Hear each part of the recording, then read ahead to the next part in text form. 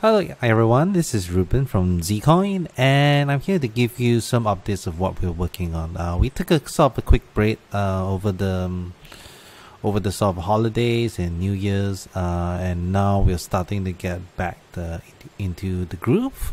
And so a couple of important things. The first thing is that I know a lot of you have been saying, look, Zcoin's a great product, it's a great project. You guys are weak in marketing, and we know that. And so we actually went through a few marketing companies, and a lot of them, some of them didn't quite meet our culture. Like, we always pride ourselves on honest and transparent sort of communications, not so much hype. We let our product speak for ourselves, and we don't generally bash other coins or do like meaningless comparisons like that. So it took quite a while, and even this current company, Pythia, which is based in Australia, took us a very long while to negotiate to make sure they were the right fit. And we are very hopeful for this, and they are in charge of marketing, PR, social media management, SEO. I'll still be, of course, overseeing the whole thing, but they have a full team, and they have a lot more reach, and especially connections with news sites and things like that. So we're really excited to work with them. Some of you might have seen Nolan Diedrich, who has appeared on a Discord, and feel free to shoot out some suggestions to him. He's a really nice guy, and if there's anything in particular you would like us to highlight, or what area you would like us to improve on in our marketing. Of course, we're leaving it to the company, but we sort of we welcome good suggestions. And some of you say, oh, when can I see the effects? This thing takes time. It's not going to be like, the next day, right? It probably takes a few months before we can start seeing the effects. We have some metrics. But, Pythia is not new to this business. I mean, first of all, they have worked for large companies such as Caltex, that's the petroleum company. And they actually also helped out Pascal Coin, which... because it's an open source project, they don't have funding, so they couldn't do the full breadth of work. But I think they did quite a good job with Pascal Coin as well. So we share similar values, and we're really excited to work with them.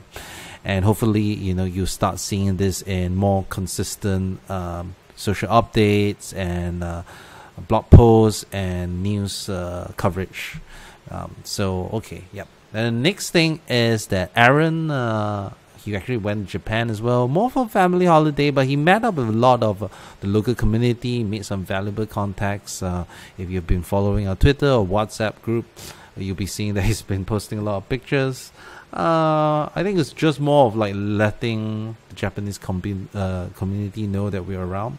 I think one of the challenges of Japan is that because of the exchanges are regulated, they're a bit scared to accept privacy coins.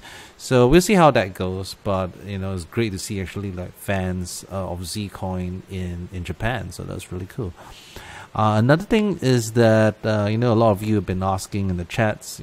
Sometimes I don't reply because there's just so many of them. But I'm reading, I'm listening, and a lot of you have asked, increasing merchant adoption.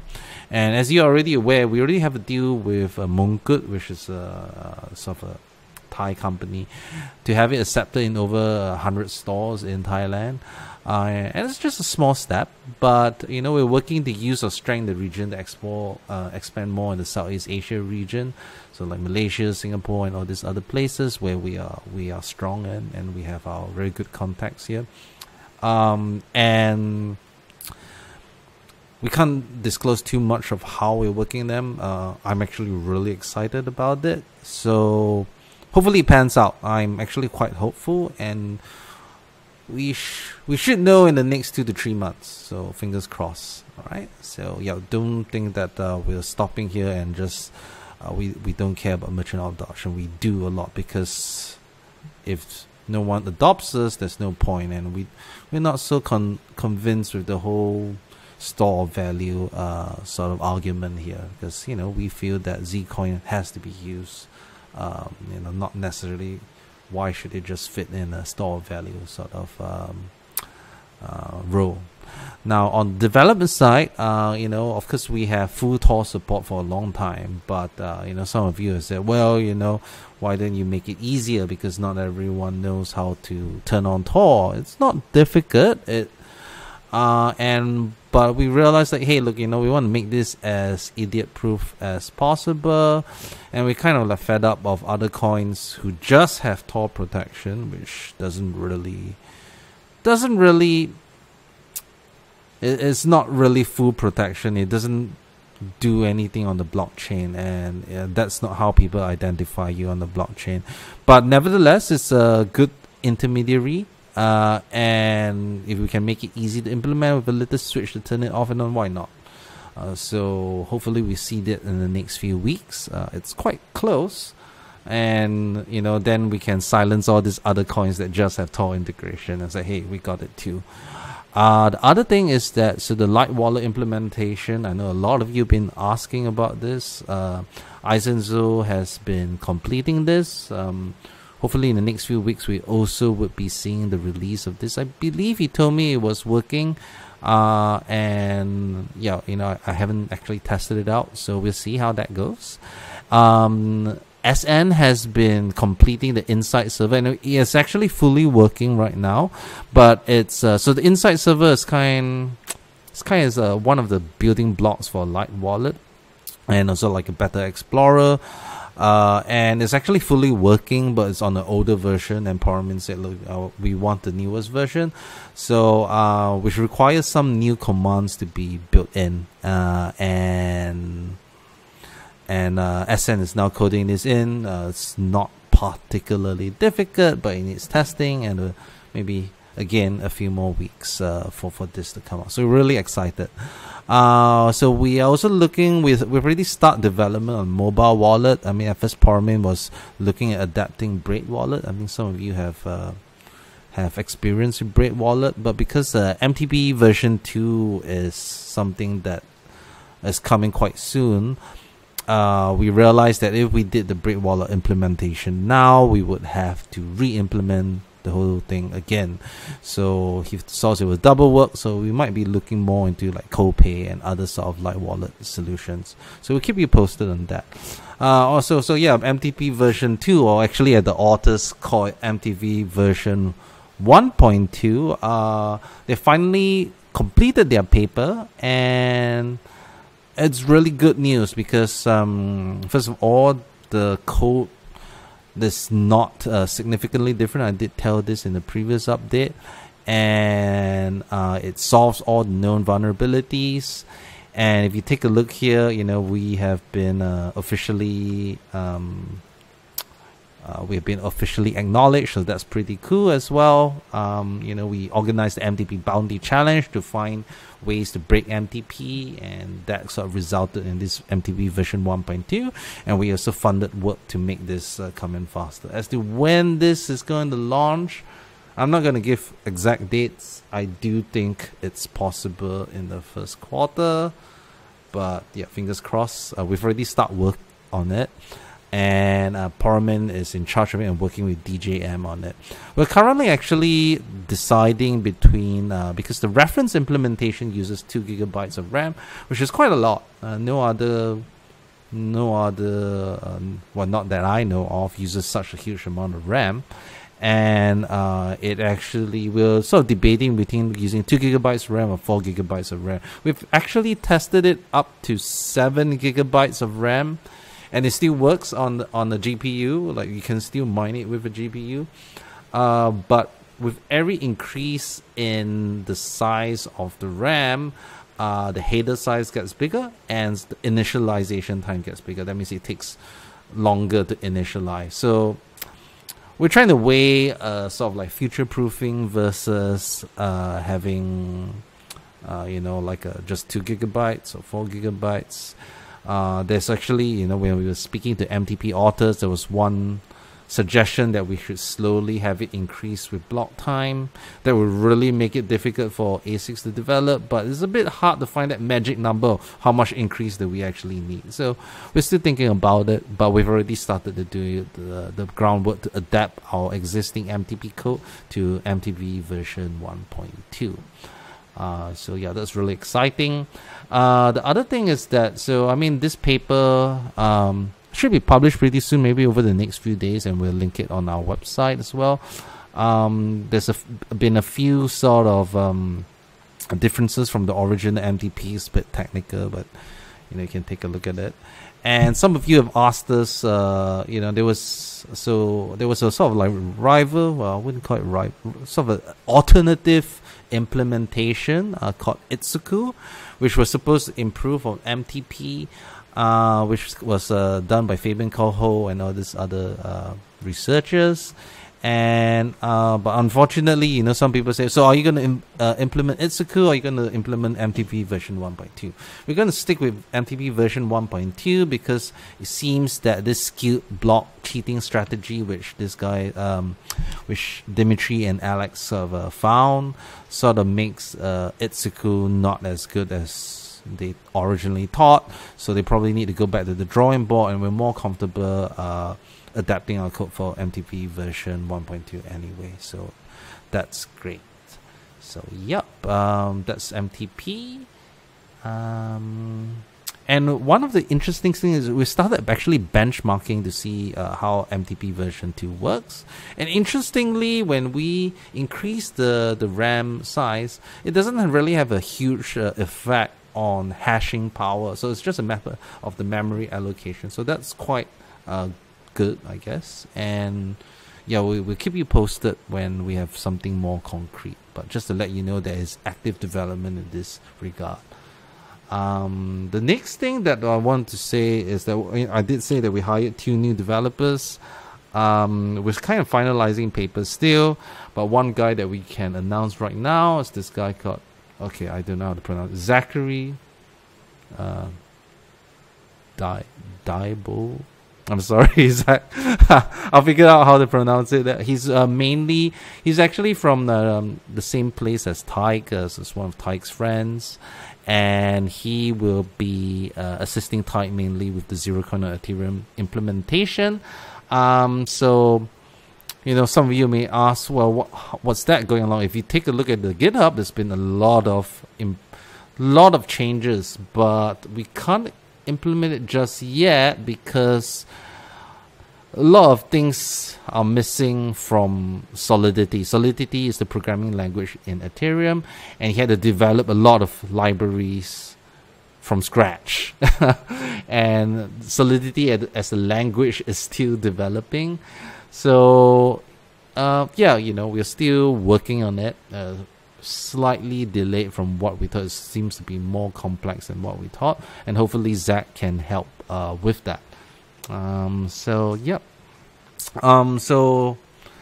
a few things that I wanted to bring up. Recently Smart Cash made this tweet say that we are aware of a Zerocoin exploit affecting Smart Cash and other Zerocoin based coins. And if you take a look at their Discord, they say it affects all coins and all Zerocoin coins and things like that. Well, I'm not quite sure what to say about this, but first of all, probably this is a mistake. I hope it's a mistake, because after speaking with the developers solo, we kind of found out that we're not affected, first of all, because we patched this bug back in November. I think we were actually the first ones to actually identify this problem in libzerocoin.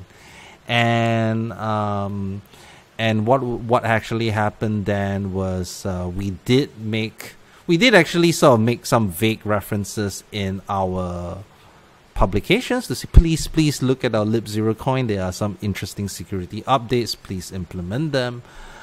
We did reach out to PivX and told them to look at our libzerocoin code. And at that time, we didn't have a very good, clear channel of communication, and we didn't know who to trust, because with this vulnerability, you could create new coins out of thin air. So it's a bit hard to like now we have open channels with Smart Cash, we have open channels with PivX, we've even open channels with Zcoin. Zcoin is basically Zcoin in the old code without founders reward. It's like Zcash and Zcash Classic, so Zcoin is like Zcoin Classic. So we've actually now reached out to them. So all the major coins using Zerocoin we are in contact with, and so if we discover any vulnerability, we know who to contact. But before this, we didn't really trust each other. I mean, we are competing projects, and we didn't want to get hacked. And on retrospect, perhaps we should have been more proactive in telling, but we did approach PivX. And with Smart Cash, you know, they were basically all their Zerocoin code comes completely from us. We kind of assumed wrongly that they would be monitoring our updates. And what actually happened in November was all of us were hacked to differing degrees. We kind of contained our damage, not that bad. Others did not get by as well, but never mind. I think we all survive. And I think the point that I'm trying to say is that first of all, this vulnerability has been patched since November. Although this was posted 9th of January, you know, what actually happened was, so after that vulnerability, Smart Cash disabled their Zerocoin implementation, and certain things weren't actually completely disabled that resulted in them being hacked again. I mean, this sort of stuff happened. You know, I'm not going to say, you know, basically stuff happens, and but I don't like this announcement, obviously, because it makes me very difficult to explain to people. But I believe they patched it now from the thing. So yep. So basically, they patched their changes, and hopefully, we've actually recommended them to not re-enable Zerocoin just yet until they're sure that they can get it fixed. And we've actually offered help to get that implemented from Tim Ruffing. Actually, Tim Ruffing offered them help to implement it properly, to patch libzerocoin. So yeah, just want to let you know we're not affected. Another thing that I also want to kind of highlight is that there's a lot of people who are confused about what libzerocoin is and what this patch entails.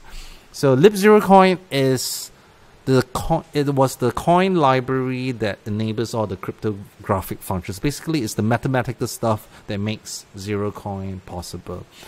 And when we engaged Tim Ruffing to help us look through the code, optimize it, and look for vulnerabilities, he actually identified two bugs. One which is it allows a double span due to one of the, I think it's the libzerocoin library itself had a flaw. And the second one, which is less serious but still important, allows coins to get burnt like midway, like sort of intercepted mid-route. So we've patched both. PivX has patched the first one, and they are working to patch the second one.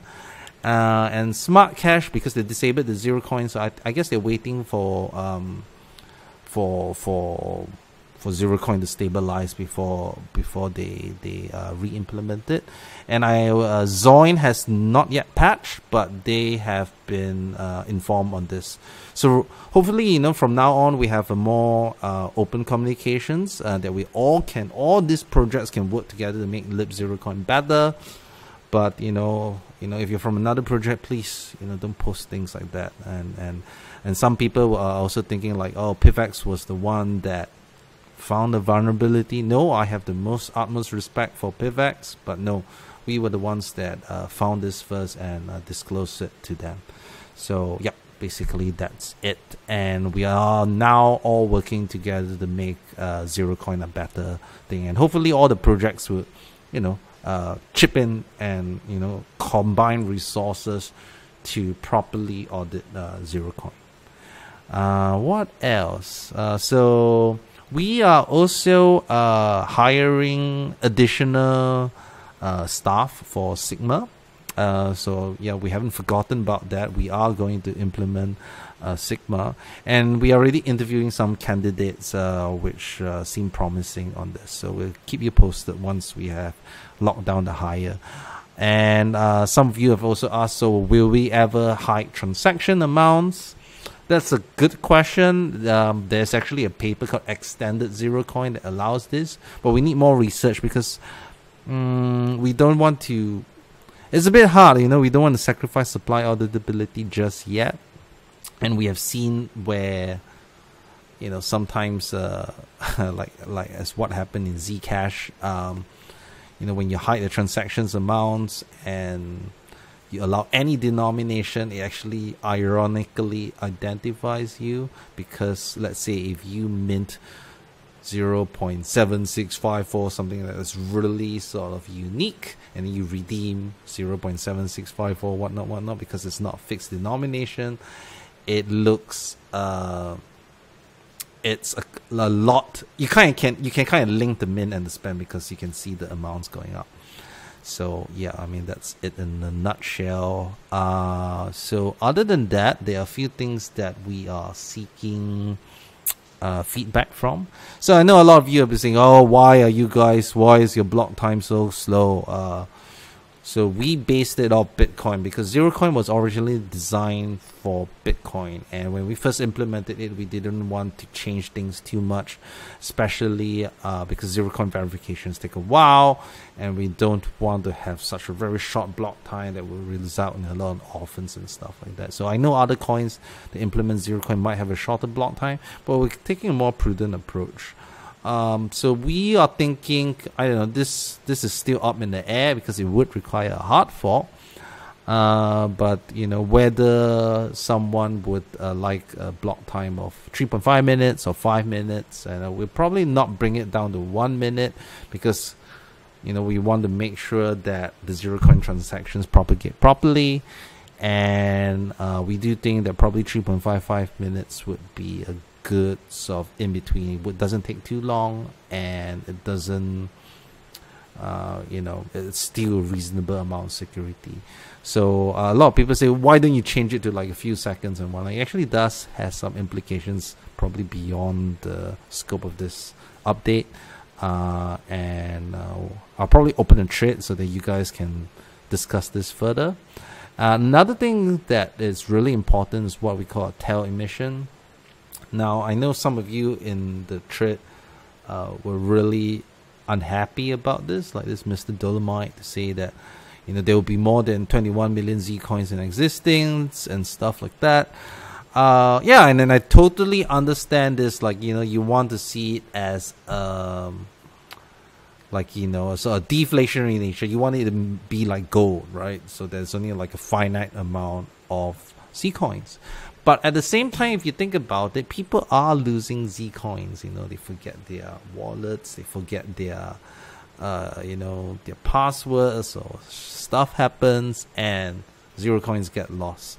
And there's also like a sort of, there's some arguments, economic arguments, to say that if you want to be a currency, you cannot be deflationary forever. I mean, right, you know, at the end game, there should be some tail emission to sort of replace coins that are lost with a very, very small inflation rate. We haven't decided anything on this, and you know, if the community feels really strongly about it, we would implement it, so don't worry, you know.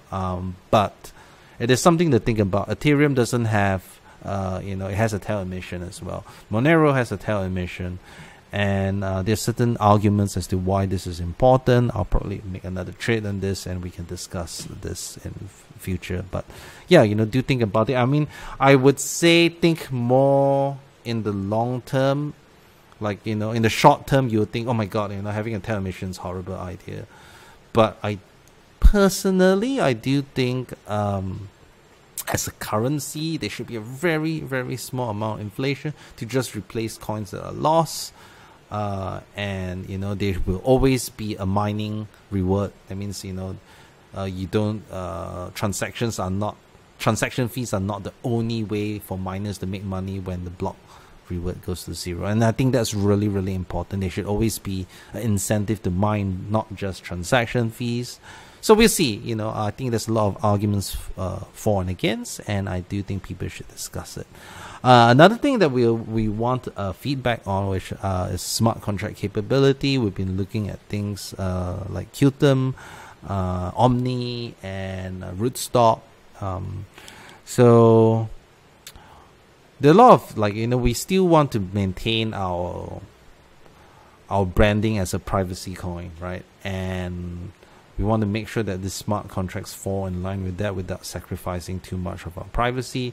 There are some other things that Parmin wants to work on, which would really help merchant adoption and adoption of Zcoin in general, which I am not at liberty to discuss right now, but it requires smart contract capability as well. So probably I'll see if what I can talk to Parmin and what we can talk about, so we can have a more sort of educated discussion on this. And we would like to actually start working on this as soon as possible. So also, okay, I also know some of you, are you working on optimizing Zerocoin? Yes, we are working on optimizing Zerocoin, and that's why we are employing all these new guys, new cryptographers, new programmers to help us optimize Zerocoin, because this is really important to us. So I think that's about it. We actually have a new span, sort of a Zerocoin revamp that will be coming out soonish. Peter's actually on holiday until the 15th, but the work's more or less done. It's actually being tested by Miho now, our new software QA engineer. And once that's done, we can release it, and I can tell you the experience is a lot better. Oh yeah, one last thing, the GUI. This is really important. So I was speaking to John on this. John's our GUI designer, and we've been discussing like this whole idea of min, span, repeat. It's really catchy, but at the same time, when it's on the wallet, if you don't know about Zerocoin and how it works, you have no idea what it does. What's this Zerocoin? And people think mint means proof of stake. You know, I stake my coins and I mint new coins. No, and it's a bit confusing there. And, you know, we don't want to use words like, oh, you know, clean your coins, or like, you know, coin laundry, or really sort of negative connotations there. So we were thinking of making it easier to understand. Instead of calling it the mint when you burn your coins and the span when you redeem those coins, why don't we think about Zerocoins as kind of like a coin vault, right? Where if I want to anonymize it, or sort of like, what I do is that I take a deposit and put my coins into this vault, and I make a deposit into this coin vault. And when I want to redeem it again, I make a withdrawal from this coin vault. That means I get new coins with no transaction history, and this will be reflected in some sort of a separate balance that you know that these coins are clean. We have to figure out what word to use besides clean. But I guess the idea is that we want to make it more user friendly, right? Because the whole idea, we've looked at, you know, our competitors' UI. We feel that it doesn't solve the understanding problem of Zerocoin. You know, it's quite difficult and technical to use, right? So we want to make it as easy as possible, and it's easier to visualize. So, you know, if you have any ideas what the coin, you know, I was thinking a private coin vault or something like that. And we want to move away, you know, because we talk about Zerocoins. Who needs to know that? You need to just use it. You don't need to know that it's a Zerocoin, because you have Zcoin, then you have Zerocoin, then you have clean Zcoins. It gets really confusing. So we want to avoid the word using Zerocoin in the GUI. Everyone knows that's backed by Zerocoin technology, but we don't want to confuse people between Zcoin, Zerocoin, and all this other stuff. So yeah, you know, I would like feedback on that. So I think that covers the update. I'm actually planning to go down to Thailand to meet the team, and also connect with a lot of you guys in Thailand, and I know a lot, and we're probably looking at attending more conferences. And yeah, so, you know, if you have like a really cool conference that you want us to attend, or if it's really far away and you think that you can represent Zcoin, make sure you know about us and our tech quite well, let us know. We can we do have funds to help sponsor such talks and stuff. But we do, please, we don't want to make it mercenary and everyone's just doing it for the money. We want people who genuinely believe in Zcoin and want to further this, and we would be happy to remunerate and support such efforts to get such speaking slots. So let us know, and great. So yep, thank you very much, and have a good rest of the day.